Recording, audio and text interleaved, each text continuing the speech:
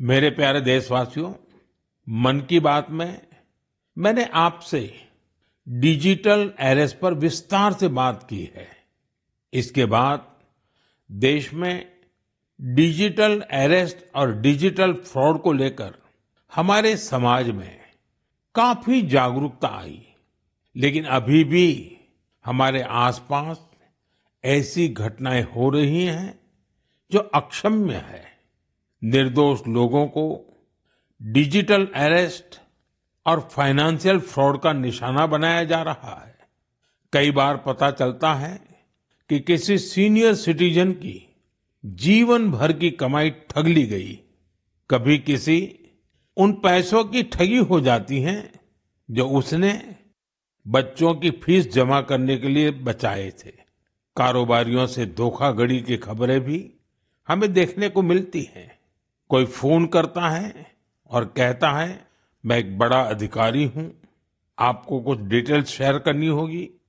इसके बाद भोले भाले लोग ऐसा ही कर बैठते हैं। इसलिए आपका सतर्क रहना, जागरूक रहना बेहद जरूरी है।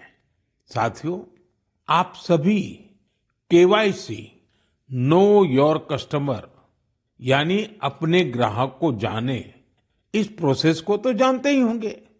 कभी कभी जब आपसे बैंक से केवाईसी अपडेट या री केवाईसी करवाने के मैसेज आते हैं तो मन में सवाल उठता है, मैंने तो पहले ही केवाईसी करवा रखी है, तो ये फिर क्यों? मेरा आपसे आग्रह है, झुंझलाइए नहीं। ये आपके पैसे की सुरक्षा के लिए ही है। हम सभी जानते हैं कि आजकल पेंशन, सब्सिडी, बीमा, यूपीआई सब कुछ बैंक खाते से जुड़ा है। इसी वजह से बैंक समय समय पर री केवाईसी करते हैं ताकि आपका बैंक अकाउंट सुरक्षित रहे। हाँ, इसमें भी आपको एक बात याद रखनी है, जो अपराधी हैं वो फर्जी कॉल करते हैं, एसएमएस और लिंक भेजते हैं। इसलिए हमें सतर्क रहना है और ऐसे धोखेबाजों के झांसे में नहीं आना है। केवाईसी या री केवाईसी केवल अपने बैंक की शाखा या आधिकारिक ऐप और ऑथराइज्ड मीडियम से ही कराएं। ओटीपी, आधार नंबर या बैंक खाते संबंधी जानकारी किसी को भी न दें। और सबसे अहम बात, अपने पासवर्ड को समय समय पर जरूर बदलते रहें।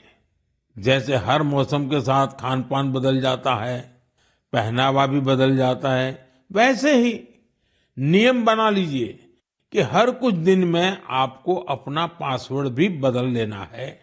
साथियों, हाल ही में भारतीय रिजर्व बैंक ने इन्हीं विषयों पर वित्तीय साक्षरता सप्ताह का आयोजन किया था।